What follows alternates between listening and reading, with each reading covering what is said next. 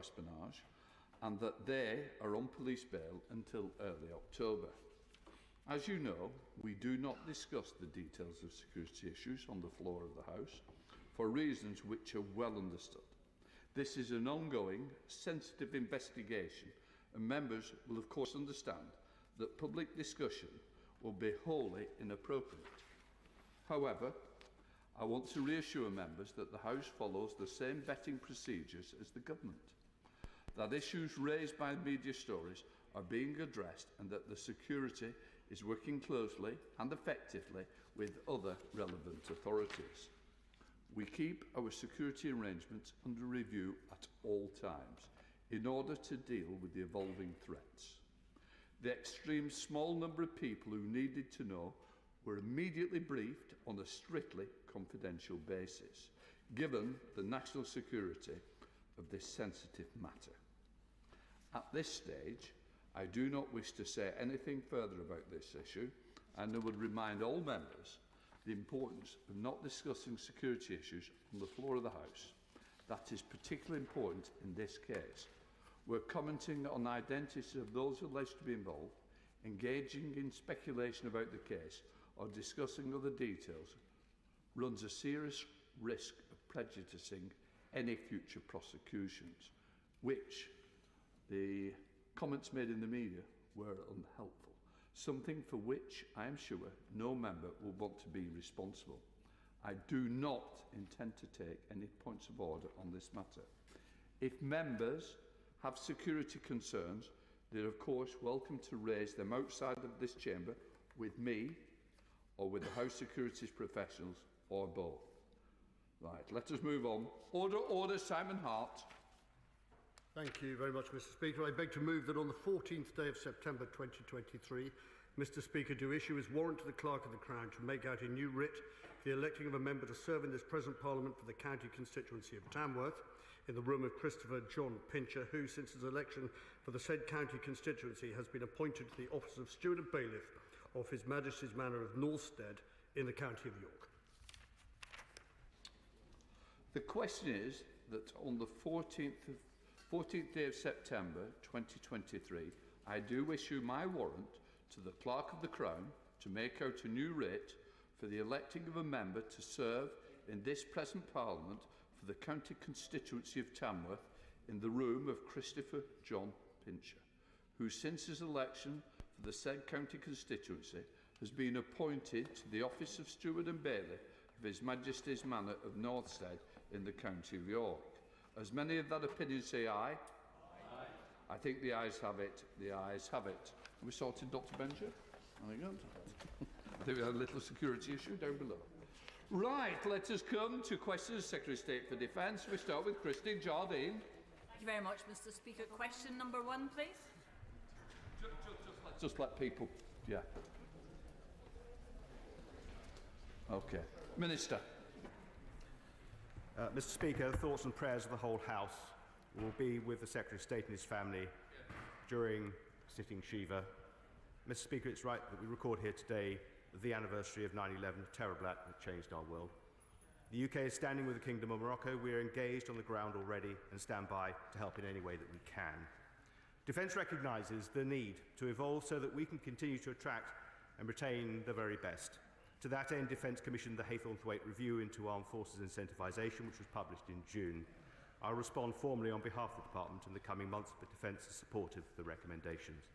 On retirement age, I have committed to work with officials and the single services to review rigid cut-offs and to consider establishing an assessment framework to be used on a case-by-case basis. Christian Jordan. Thank you very much. Can I associate myself with the early remarks of the Minister?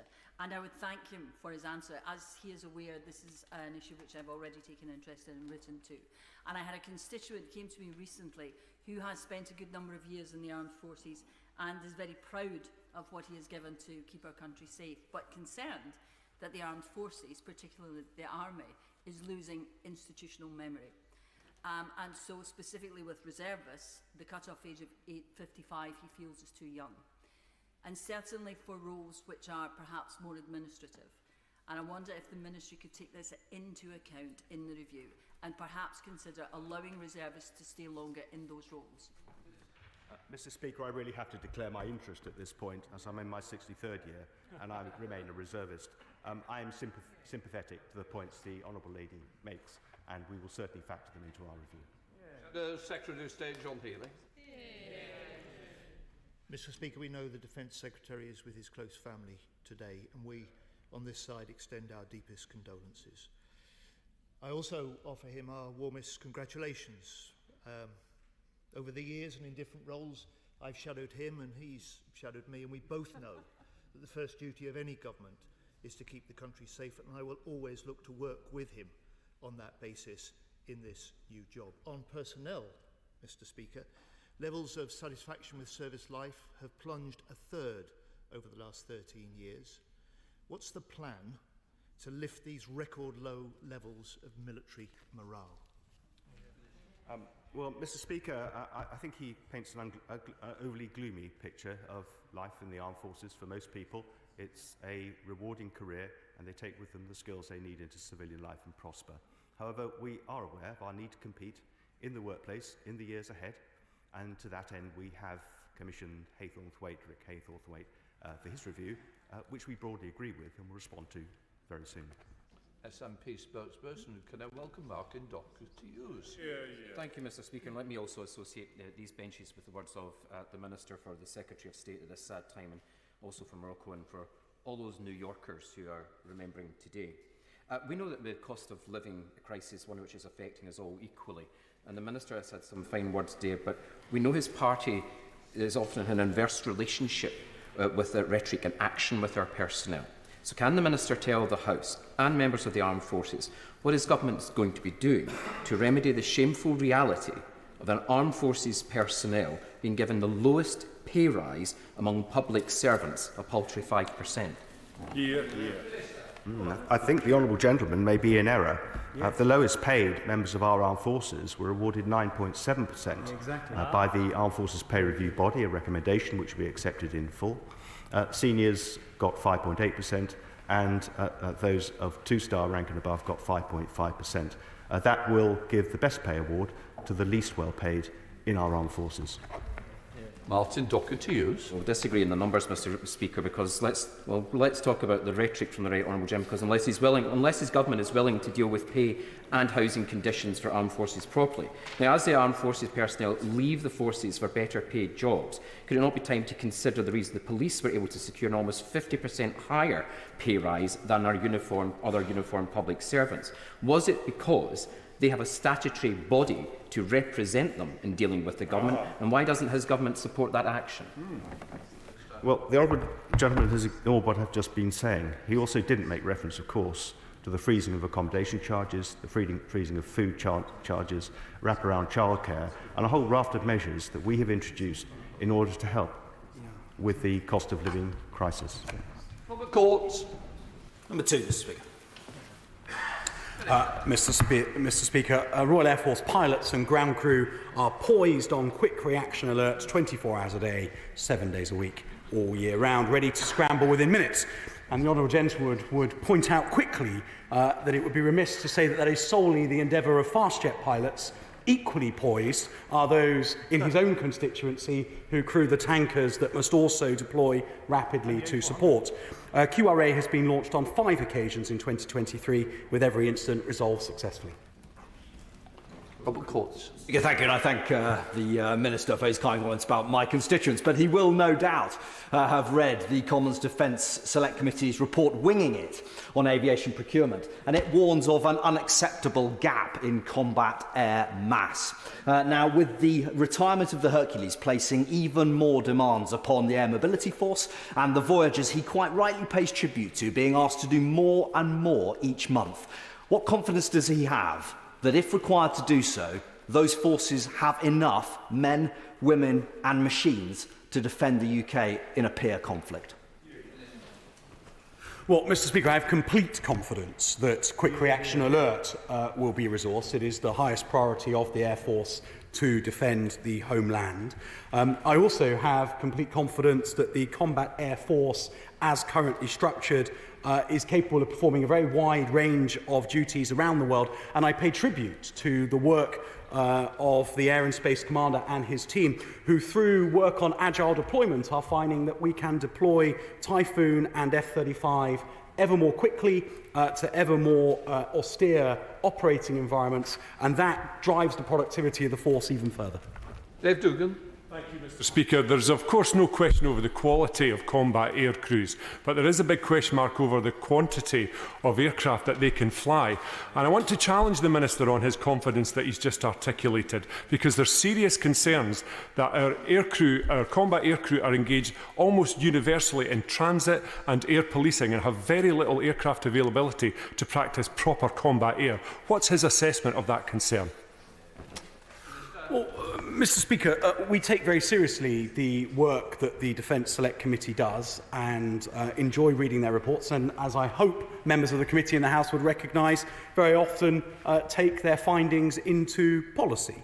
But I do push back gently, because in addition to the incredible work of QRA and the support that the Royal Air Force has given to NATO missions over the last 18 months since the start of the war in Ukraine, they have also been able to support carrier strike deployments, deployment on exercise Red Flag, and indeed the deployment of a below squadron in strength all the way across to Australia, getting to exactly what I said to the honourable friend from Witney, that this ability to deploy the Air Force with greater agility further from home in more austere settings is a step change for the Royal Air Force, allowing it to operate from more austere environments rather than solely from its home bases. Mr. Brandresham. Thank you, Mr. Speaker. Question number 4, please. Thank you, Mr. Speaker. The latest estimates suggest that MOD investment supports over 200,000 jobs in industries across the UK. And, Mr. Speaker, I believe that the best way we can keep growing the numbers of jobs in defence is to back the British defence industry, which is why I am delighted to confirm that this week in London we are hosting the biggest ever DSEI, showcasing the very best of the British defence industry, companies large and small. And we should remember, Mr. Speaker, they not only provide prosperity in every part of our country, but they provide us with the means we have to defend ourselves in an increasingly contested world. Mr. Brandresham. The Defence Secretary's predecessor rightly prioritised British jobs over buying off the shelf from America. But the Times recently exposed a difference of opinion with the Prime Minister, who insisted on buying American helicopters. Can the Secretary of State assure the House that he will stand up for the British jobs and R&D, or is our only hope to replace him with the Right Honourable Member of Wentworth and Dean? Thank you, Mr. Speaker. And it's an ongoing debate in procurement, as has been the case for many years. The difference between buying off the shelf, as the honourable gentleman says, and also having our own sovereign capability. The fact is, until we brought out DCIS in 2021, arguably the default position of the MOD was to go primarily for value for money. But actually since DCIS, we have a more flexible and balanced approach, which we've seen in many specific procurements where we do give much greater weighting to social value, to local content, and this has been illustrated on many procurements because, above all, we do want to support British jobs and having our own sovereign capability. Alfonso. Thank you, sir. My condolences, please, to the Secretary of State. Babcock are one of the largest defence employers in the country. But as reported in the Sunday press, their record on refits of surface ships is woeful. It took them over 4 years to refit the Type 23 frigate HMS Iron Duke. But on submarines, it's even worse.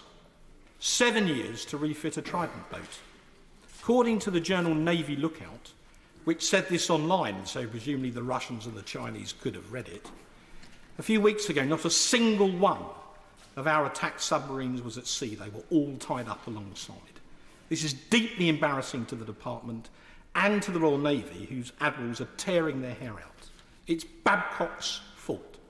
So will ministers get the senior directors of Babcock into the Department for an interview without coffee and ask them to raise their game for the benefit of the Navy and the defence of the realm? Well, I'm grateful to my right honourable friend. I have the greatest respect for him. He will appreciate we do not comment on the operational availability of submarines. This is a particularly sensitive matter. However, he is absolutely right that we do need to focus on the time it's taking to bring ships and all aspects of our fleet back into service. I can confirm to him I do engage regularly with Babcock, and I will be visiting Devonport very soon. Can I welcome the Shadow Minister, Maria Reid? Thank you very much, Mr. Speaker. The government's wasted £15 billion through mismanagement of defence procurement whilst failing to deliver vital equipment and overseeing the loss of 30,000 highly skilled jobs in the defence and aerospace industry since 2010. So does he accept that preventing another 13 years of Tory failure is key to increasing the number of UK-based jobs in the defence sector, backing British industry and British military resilience? Well, I'm grateful to I welcome her to her new position, as I believe is my shadow. All I would say, Mr. Speaker, is we are very proud of our record, because what we've been faced with in the last year or so has been this war on our doorstep in Europe, where procurement has risen to the occasion. DNS in Abbey Wood have delivered kit out to Ukraine in record speed. We've seen acquisitions such as of the Archer on a quick basis to fit our requirements, but I can absolutely confirm we are committed to maximising the number of jobs that come from our procurement whilst ensuring balance that with giving our armed forces the best possible capability. Thank you, through. Question number 5, Mr. Speaker. With permission, Mr. Speaker, I should like to answer questions number 5 and 11 together. The MOD delivers a range of services to veterans and their families. This includes the administration and payment of Armed Forces pensions and compensation and tailored advice and assistance through the Veterans Welfare Service, Defence Transition Service and the Integrated Personal Commissioning for Veterans. The independent review of these services was published in July, and we will respond in full to the recommendations later this year. Thank you, Mr. Speaker. Last October, my constituent, a disabled veteran who served with distinction in both Afghanistan and Iraq, applied to the war pensions and the Armed Forces compensation schemes. Despite supplying all the information that's required and medical evidence, he's still waiting for determination of his case almost 12 months on. Will my honourable friend look into this case as a matter of urgency and carry out a review into the waiting times for these schemes to make sure nobody else has to wait such a long time to get their due rewards? I do thank my honourable friend. If she's able to provide further details of the specific case, I'd be very happy to investigate. The latest Armed Forces Compensation Scheme Quinquennial Review was published on the 17th of July 2023. It aims to ensure that the scheme remains fit for purpose and identify opportunities for improvement of the sort that my honourable friend has highlighted. Its recommendations are being considered at the moment. I think timeliness is foremost amongst them, and a government response will be published later this year. Debbie Abrahams. Thank you, Mr. Speaker. British Legion's recent report showed that only 8% of disabled veterans applying for employment support allowance had their service medical records considered in their work capability assessment. And I do want to extend my condolences to the Defence Secretary, but what discussions has he had with the Work and Pensions Secretary on this and on disregarding all military compensation awards for means-tested and income-based assessments such as housing benefit? Well, I thank the honourable lady for her question. Obviously, these conversations are live in the context of the work I have just been describing. We'll take her points into account. They're ones that have been made by several in the defence and veterans community, and I know people feel very strongly about it. Ultimately, of course, it's a matter for DWP and the Treasury. James Gray. Mr. Speaker, this House as a whole provides vociferous support for our veterans of all kinds, particularly through the mechanism of the All-Party Partner Group for the Armed Forces. And perhaps can I take this opportunity of paying tribute to Miss Amy Swash, who has run the APG for me now for 8 years, but who sadly leaves us shortly for other jobs. But can I just thank her for all the work she's done for a superb amount of time, particularly raising the plight of veterans. Yes, I'm very grateful to my honourable friend. He's absolutely right, and I add to his tributes my own, and can I also say my admiration for the Armed Forces Parliamentary Scheme, which I think does a fantastic job in informing and educating colleagues. Clive Efford. Thank you, Mr. Speaker. In July, the government published a review of the treatment of LGBTQ plus veterans.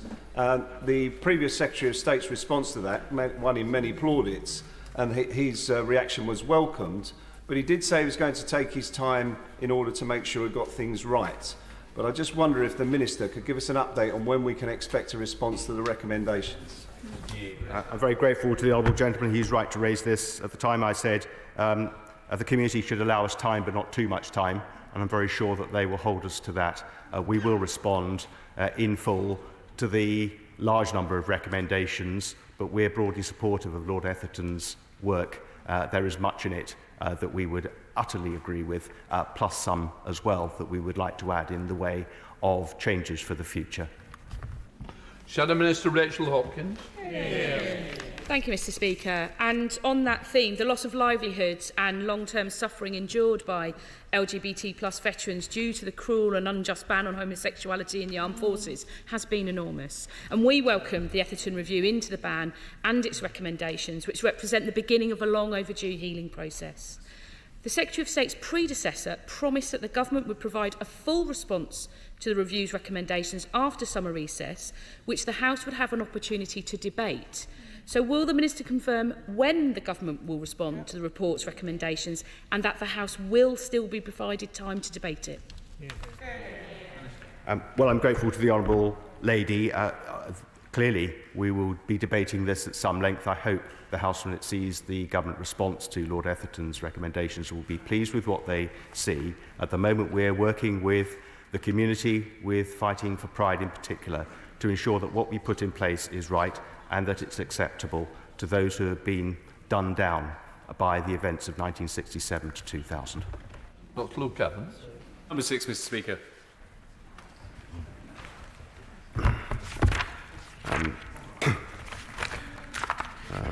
Bear with me, Mr. Speaker.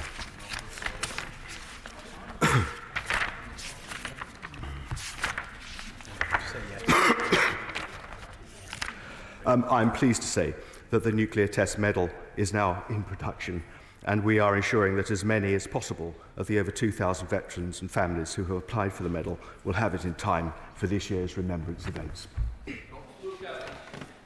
Thank you, Mr. Speaker. And the Minister will know that I take an interest in the veterans issue and declare an interest as the President of Hinckley's Royal British Legion. And to that end, a constituent, Alfred Roy Davenport, served in the RAF medical team from November 56 to November 59, stationed on Christmas Island. Now, he's 85 and concerned about the delay that's been in the award of these nuclear veteran medals. So can my right honourable friend confirm that all veterans will have these awards so that they can have them ready for Remembrance Sunday, so that our servicemen and women can be congratulated and recognised for all their service? Thank my honourable friend. As my right honourable friend, the Veterans Minister, stated in the House on the 7th of September, the government is doing everything possible to ensure that as many nuclear test veterans as possible receive their medals in time for Remembrance Sunday, and I appreciate the importance of that. A presentation event to award the first medals is actively being considered by the Office for Veterans Affairs, but it is a balance between issuing the medals for Remembrance Sunday whilst ensuring that medals are awarded in an appropriate manner to this cohort. Stephanie Peacock. Thank you, Mr. Speaker. In a written question to the Minister, I asked whether any files have been removed from the MOD's health records of nuclear test veterans. He assured me that the department was not aware of any removal, but many nuclear veterans continue to report finding large gaps when requesting their medical records. So could the Minister clarify, therefore, if the files have not been removed, how nuclear veterans and their families can gain full access to them? Thank the honourable lady. They will need to apply through a subject access request. I reiterate what I said to her in my answer to her question. We, of course, do everything we can to locate records when people request them, and I can assure her that we could find none on this occasion. Gilmore.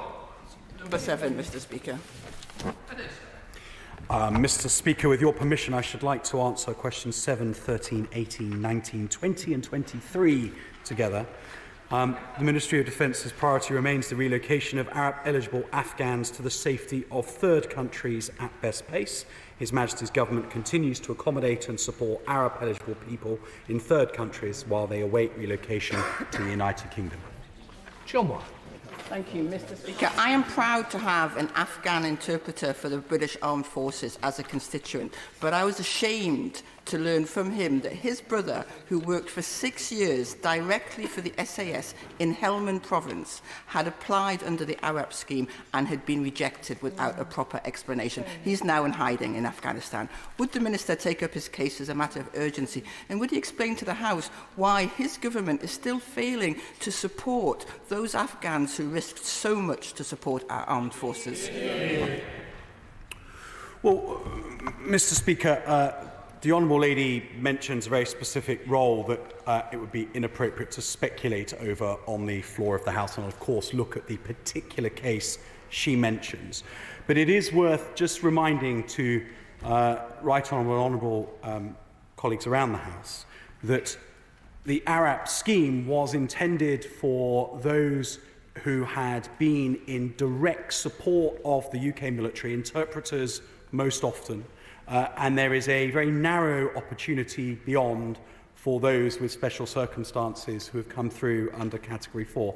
And it's quite often the case when colleagues write to the Ministry of Defence to raise a case that they do so on behalf of somebody who might have served in the Afghan National Security Forces, not necessarily in the direct employ of the UK military. Now, that is to cast no judgment on the case she raises. I'll look at that specifically and write to her. Weston. Thank you, Mr. Speaker.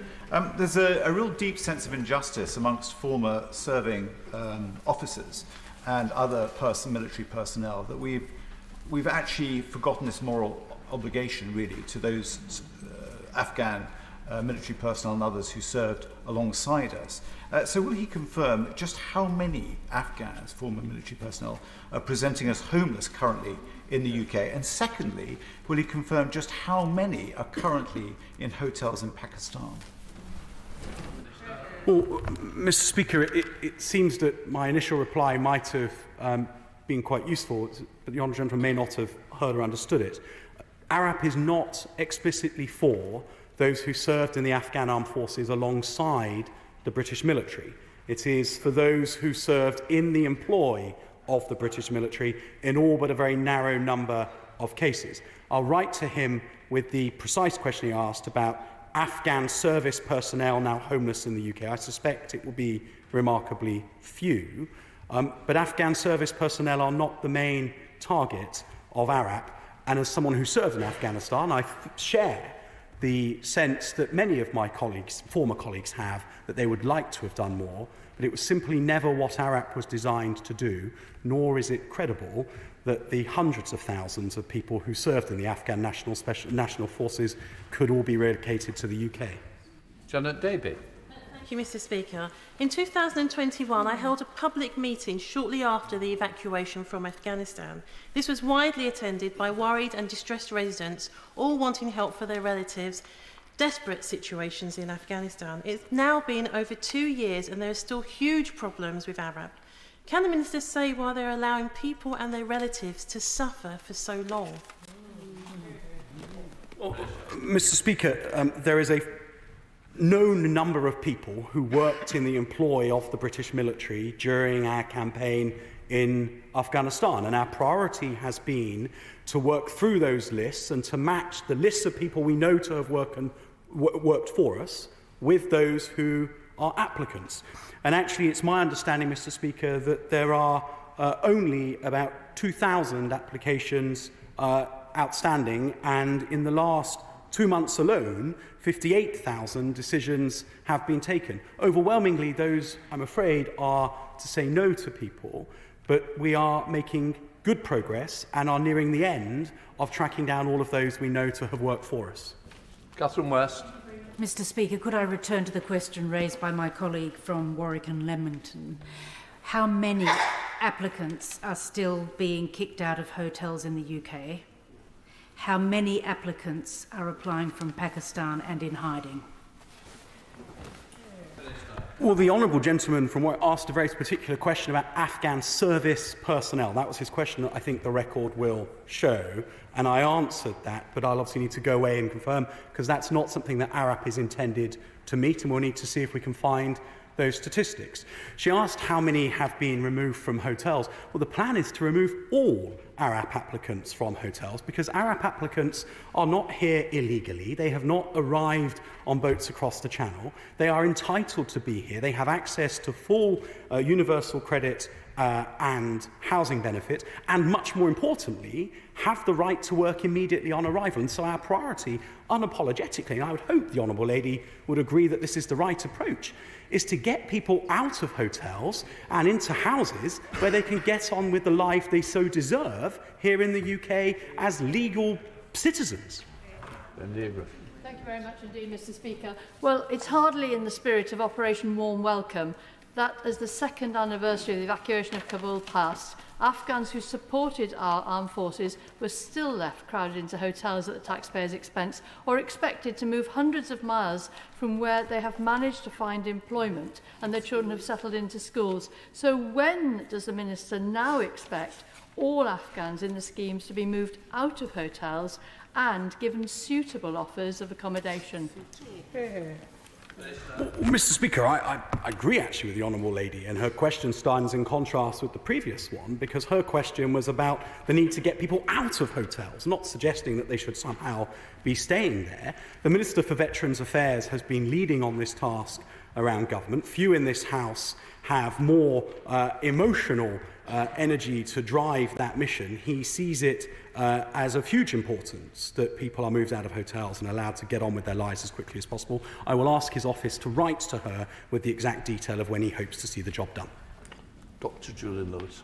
Thank you, Mr. Speaker. May I commend to the Defence team and indeed the House the new book by Larissa Brown, The Gardener of Lashkar, which outlines in great detail the sort of debt we owe to the people who tried to help our forces. My specific question is this, not about people serving with the Afghan forces, but do we have a proper database of all those who did serve with the British forces, who are eligible under the scheme, and can he guarantee that the scheme will not be closed while some of them, probably a large number of them, are still in hiding in Afghanistan and are thus unable to apply for it?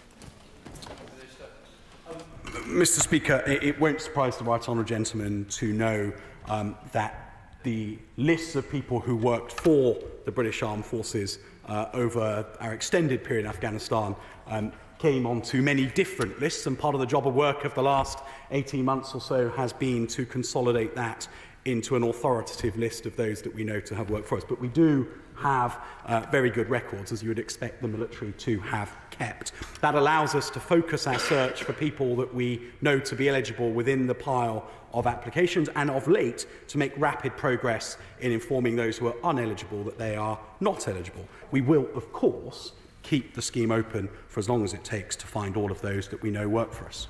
Dame Priti Patel. Thank you, Mr. Speaker. I thank the Minister for his considered remarks, and will he join me in thanking both Colchester City Council and Essex County Council for their work in supporting many Afghan nationals locally who have been in hotels since last autumn. They've aided them to get into housing. However, we do still have 6 families and 40 individuals who need to be supported in temporary accommodation. So can the Minister, I think, give assurances to the House about the cross-government work that has taken place to ensure that they come out of hotels and that they become settled, and in particular the work that his department is leading on involving helping to get Afghans into employment so that they can settle into the United Kingdom? Well, Mr. Speaker, I can absolutely give my right honourable friend the assurance that she asks for. She knows better than anybody, given her previous role in government, that these men and women who have come have every legal right to start to work and to settle in the UK. They have deserved their journey here on the back of what they did in support of our armed forces in the UK, and so whilst they are in hotels, we will support them, but better still, once we've got them settled in more permanent accommodation, we will support them into employment, and I'll make sure the Minister for Veterans Affairs briefs her on his work on that matter. Number 8, Mr. Speaker.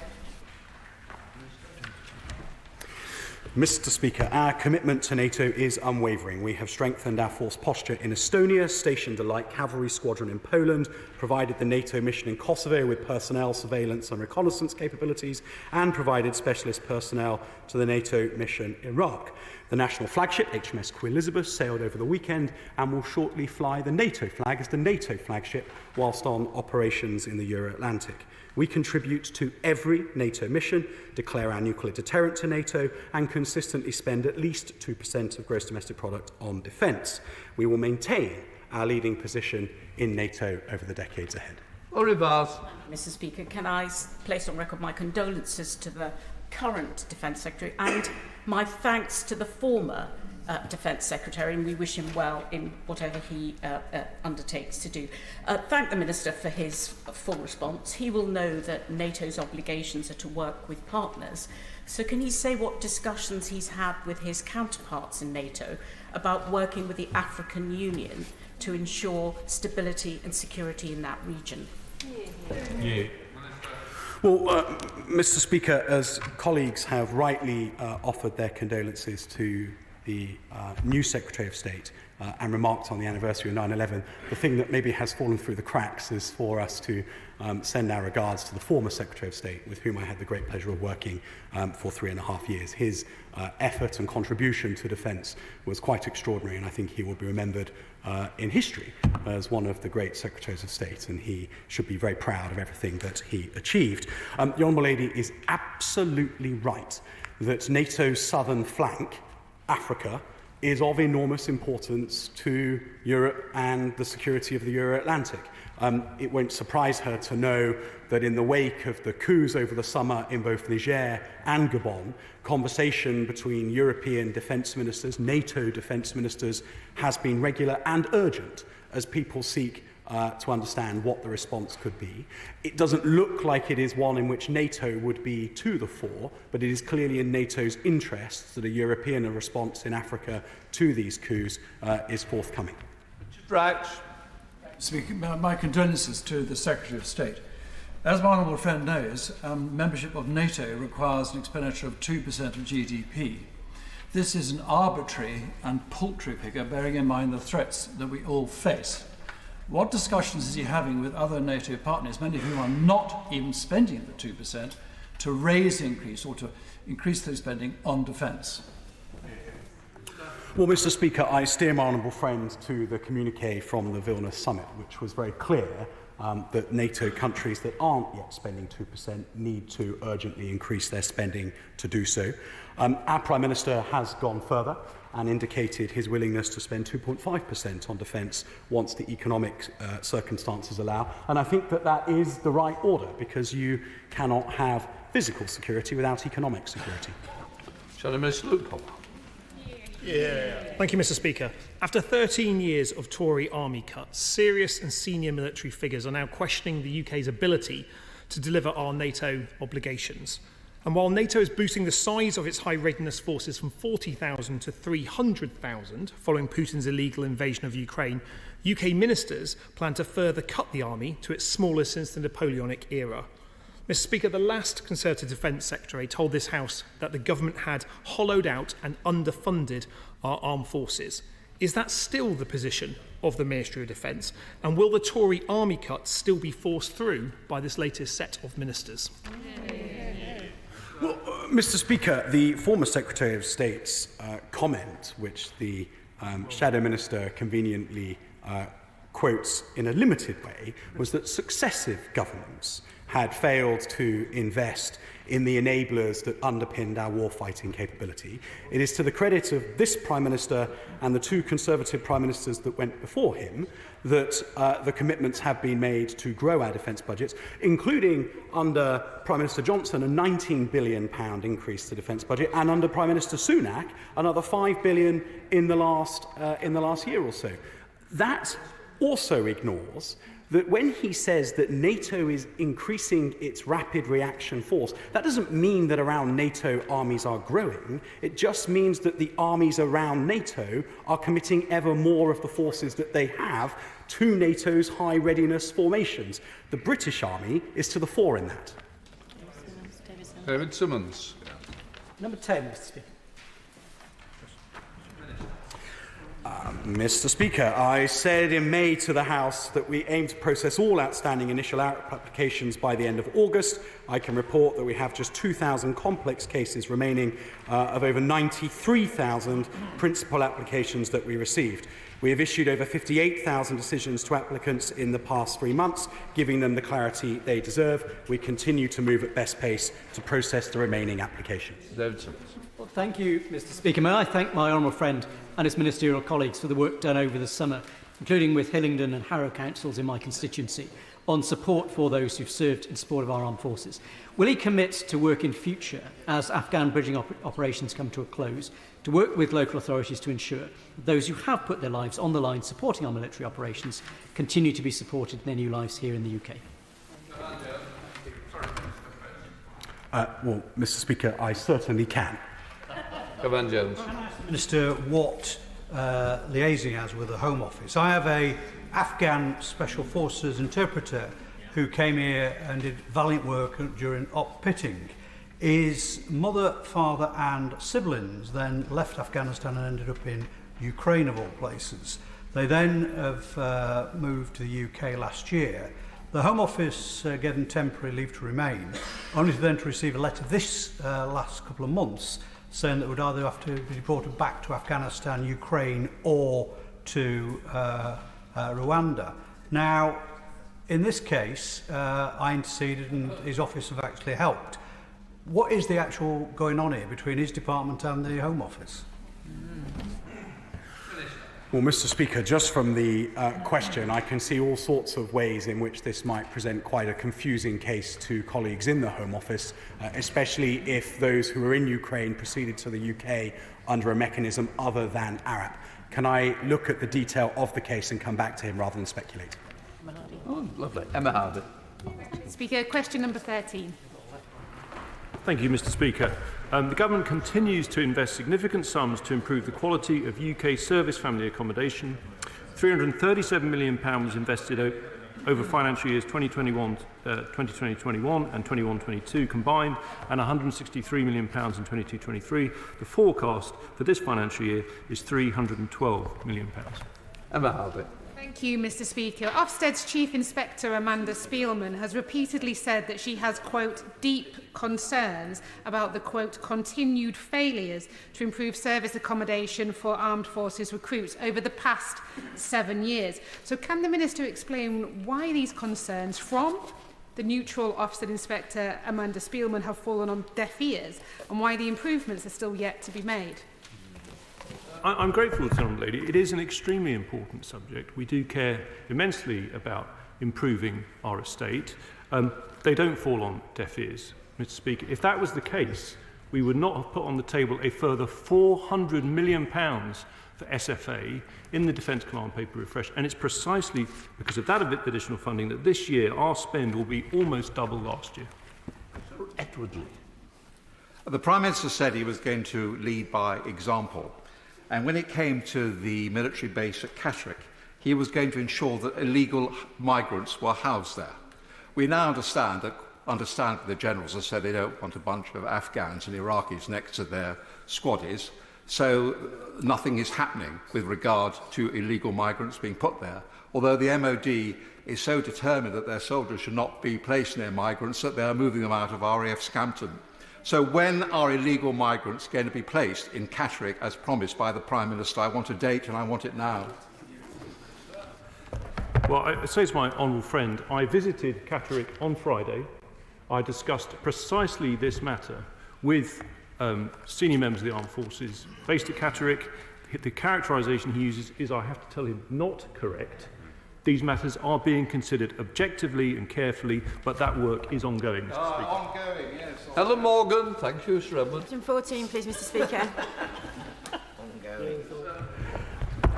The Defence Infrastructure Organisation provides additional needs and disability adaptations to service family accommodation. These provide changes to SFA to meet the family's needs as set out by a suitably qualified healthcare professional. Once the scope of any adaptation has been agreed, and with all parties, works will be delivered as quickly as possible. This gives service personnel the reassurance their families' needs can be met wherever they are assigned, regardless of the length and number of postings they have within their service career. Mr Speaker, the Minister will remember that in June I asked about a very badly injured veteran in my constituency who has written confirmation from the former Defence Minister at the time in 2021 that he would receive extensive adaptations to his home. They have not happened, and the situation, Mr Speaker, is so serious that Opgorage has instigated safeguarding proceedings against the Ministry of Defence to protect my constituent. In June, the Minister requested that I write to him. I did yet again. I still have not received a reply. So, Mr Speaker, will the Minister meet with me to finally sort this out? And will he, in doing so, will he reassure the House that a Conservative Minister's word is worth the paper it's signed on? I think that's a little harsh, Mr Speaker. I have discussed this matter with the Honourable Lady, and of course I'd be more than happy to meet with her to discuss her constituent's case further. She will forgive me if I don't share the details with the House. We now come to topicals. We start with Simon Joe. Question number 1, Mr Speaker. Mr Speaker, I was privileged to attend the Invictus Games this weekend in Dusseldorf. It was truly humbling to meet inspiring individuals who have triumphed in adversity. I took the opportunity to discuss with my Ukrainian counterpart the care and rehabilitation of veterans and the UK's unwavering support for her country. Simon Joe. Thank you, Mr Speaker. There are more than 265,000 former members of the armed forces in the South West, many of whom reside in my constituency of East Devon. We must ensure every veteran can access the services they need when they leave the service. Can my right honourable friend update the House on the progress being made towards delivering ID cards to all veterans by Remembrance Day this year? Well, thank my honourable friend. He will be aware that phase 1 of this project is already completed. That is to say, as people leave the armed forces, they are issued with their veterans' cards. Those who left before December 2018 should get their cards by the end of this year. A veteran doesn't require a card to prove their status. There are several ways to verify service, and the lack of a card should not act as a barrier to access support, but I do recognise the importance of this card for many, in particular, as a form of proving their identity and accessing services. So, Secretary of State John Healey. Thank you, Mr Speaker. As ministers know, UK unity on Ukraine stays strong, and the government will continue to have Labour's fullest support on military aid. The Ukrainians are now urgently asking for more to help with their current counter-offensive succeed, and since January, the Prime Minister has repeatedly pledged to accelerate Ukraine support. When will this happen? Well, the Right Honourable General will know full well that the United Kingdom, among our European peers, is probably the lead nation on many fronts, both financial, in terms of kit, and in terms of supporting the people that are conducting the fight against Putin's aggression.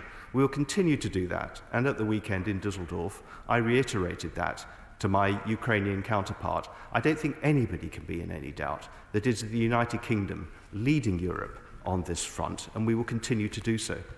John Healey. But I fear UK leadership on Ukraine is flagging. The UK government has committed 4.6 billion, yet Germany has now committed 17 billion euros.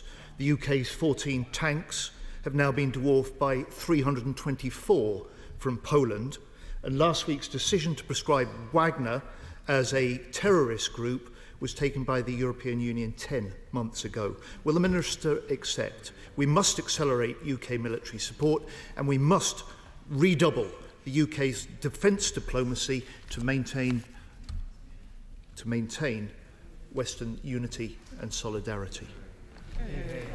Well, the UK government prefers action rather than words, and I would point to the 20,000 Ukrainians we're training to Storm Shadow, to the fact that kit is going out the door right now and is being used on the ground. Rhetoric is one thing, action is another, and in that way, I'm afraid the Right Honourable Gentleman has to admit that the UK is continuing to lead Europe, and we will certainly do so going forward, and there can be no doubt that Ukrainians themselves appreciate the strength and rigour of UK's... Order. I think the Minister also... It is topicals. I decide how quick they'll be. I don't need any help from the front bench. Can we please make sure we get these back benchers in? If not, tell me which one you don't to allow in. Andrew Lower. Continuity of education allowance is an important recruitment and retention facility for the armed forces, but it's not kept up with inflation in recent years. Can the Minister commit to ensuring CEA levels are not eroded into the future? Grateful to my honourable friend. CEA is an important way of making sure that the education of service children is not disrupted. To that end, I have asked for a review of CEA to make sure that it's fit for purpose, and I'll have the results of that review later this year. So come on. Mr. Speaker, it's 41 years since the attack on the Sir Galahad in the Falklands conflict, in which 56 died and many more were injured. And ever since, survivors have sought transparency about what happened, but need documents declassified in full. So will ministers commit, like the previous Secretary of State, to read the papers with a view to declassifying? And will ministers meet with my constituent Mike Hermanis and other survivors to discuss this? Very grateful to the honourable lady for her question. Yes, I can give her the commitment to meet her and her constituents if she wishes to do so. On the Ukrainian theatre is the effectiveness and lethality of emerging drone technology. What steps are being taken to ensure that NATO has world-class, compatible, deployable drones to meet emerging threats? Well, Mr. Speaker, my honourable friend asked an excellent question. It must be clear to everyone from what is available just on social media the extraordinary impact of uncrewed air systems, as they are called, in theatre. What I want to reassure him is we are working on a UX strategy to look at how we can make the most of this capability to ensure that, above all, we have our own cutting-edge sovereign capability. Matt Weston. Thank you, Mr. Speaker. The Ajax fighting vehicles is proven to be something of a stealth weapon. When is it that the government will produce or provide us with a statement to this House explaining where we are up to with this project and when it will be delivered to the front line? I don't know if the Honourable Gentleman was present. I did give a statement to the House in which I confirmed that we would learn the lessons of the Sheldon Review, but above all, the good news that Ajax was with the Field Army for regular training, and actually that training, I hear, is going extremely well. Andrew Selou. Dealing with the challenges which armed forces families face is vital for strong defence. I made a promise to many of those families that I was privileged to meet during the Living in Our Shoes review that the recommendations would not gather dust. How can I find out where we are on recommendations 36, 48, 68 and 96, for example? Well, my honourable friend will forgive me if I don't, off the top of my head, know what those recommendations relate to. What I can do is to say to him that Defence is very fortunate in having my honourable friend's colleagues as co-authors of the report on the Armed Forces Family Strategy Steering Group, acting as critical friends and holding Defence to account against the Strategy Action Plan. I'd be more than happy to meet with him to go through those recommendations one by one. Chris Stevens. Mr. Speaker, can the Minister tell us what assessment has been made on the extent of the use of RAC within Defence estate buildings, and if there's been any assessment made at Faz Lane, Naval Base? Well, I would say, the Honourable Gentleman, at the moment we aren't releasing specific details because the work is ongoing. What I would assure him and the House is on 2 points. First of all, that this DIO had undertaken a huge amount of work. In fact, there's been work on RAC in the MOD context since 2019. But most importantly, we are not aware of any impact of RAC on service family accommodation. Selene Saxby. Speaker, does my right honourable friend agree that it is vital we back British military manufacturers? What steps is he taking to speed up delayed procurement decisions? And will my right honourable friend visit North Devon to meet with some of these innovative suppliers manufacturing here in the UK? Well, it's good news on both fronts from our friend, Mr. Speaker, because first of all, yes, a lot of work going on to improve the speed of procurement, but also I'm pleased to confirm I already have planned a visit to her part of the world in a couple of weeks, and I'll liaise with her office about meeting those companies. We take the chair of the Select Committee, Tobias Elwood. Thank you, Mr. Speaker. Today marks the anniversary of 9/11, and whilst our focus now has returned to state aggression, would the Minister agree that the threat of Islamic extremism, whether homegrown or indeed from abroad, remains, and our defence posture should reflect this? Mr. Speaker, my honourable friend is absolutely right. Although the focus of the MOD and so many other parts of government has increasingly been on hostile state actors over the last few years. Today, more than any, is a reminder of the threat of violent extremism, and I'd like to pay tribute to the hundreds of men and women around the UK Armed Forces who are deployed on missions countering violent extremism as I speak. Andrew Bridgen. Could the Minister update the House on progress that's being made to settle the claims of thousands of veterans and their families with what was regarded as commonly called Gulf War syndrome? Well, my honourable friend is right to raise this. The Armed Forces Compensation Scheme is up and running for them, and I'm afraid there have been delays in some of those applications, and I've referred to that earlier on.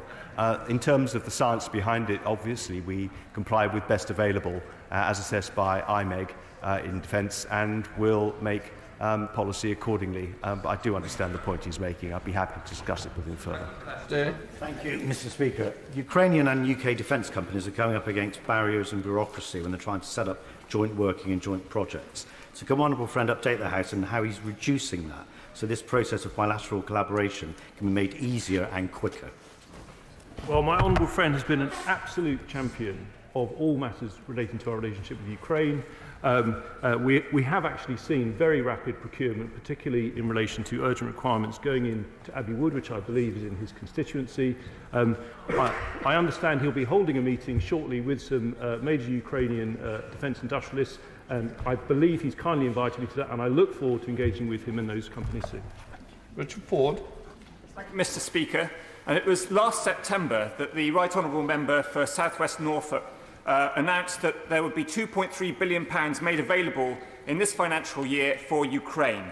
Now we are here in another September with a new Secretary of State. When can we expect for the sum of money to be made available to Ukraine to be announced? Mr. Speaker, the Prime Minister engages with world leaders all the time to discuss what is needed in Ukraine and has an extraordinarily close relationship with President Zelensky. Both Prime Minister Truss and Prime Minister Johnson have both delivered on their commitments. Prime Minister Sunak continues to do exactly the same and is at the dispatch box in about an hour's time when perhaps Ukraine might be mentioned, Mr. Speaker. Paul Pavel. Speaker, I'm sure the Minister would agree with me that some of our veterans make the best role models in society.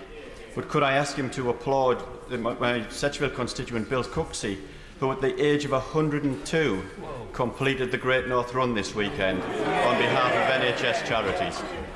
Mr. Speaker, what can I say? I certainly congratulate Bill, who at such an extraordinary age completed the Great North Run. I admire him hugely. My congratulations to him.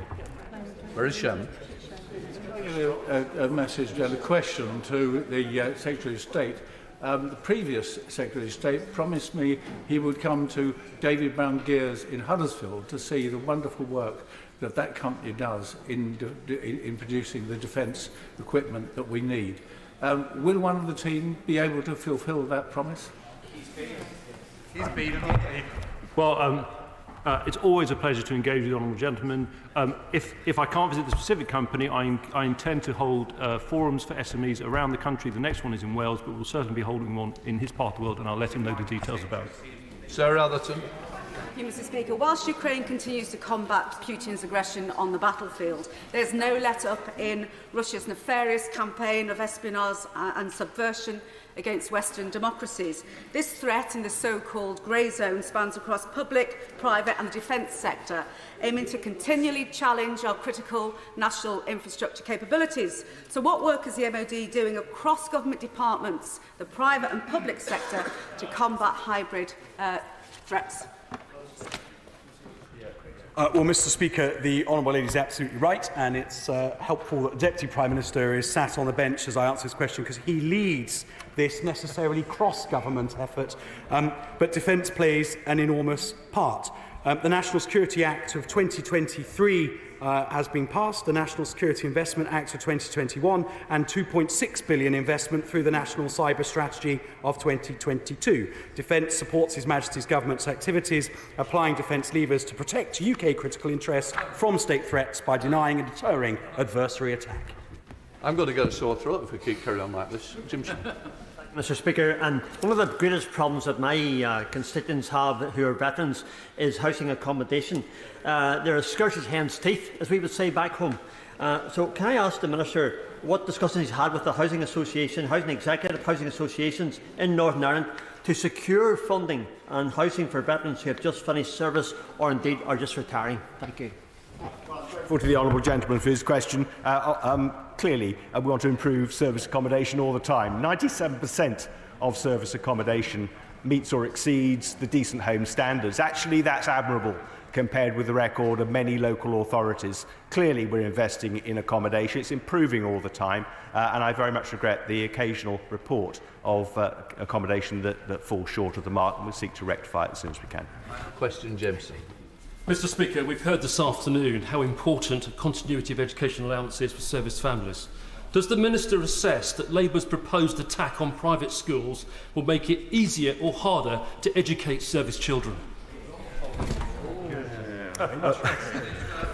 Well, it would certainly make it far more expensive. It would also threaten small schools like Warminster School in my constituency that relies very much on service families. And I just reflect on the sacrifices that are made by all people that I know who choose to send their children to independent schools, and in particular members of the defence community, who of course are required to make a substantial contribution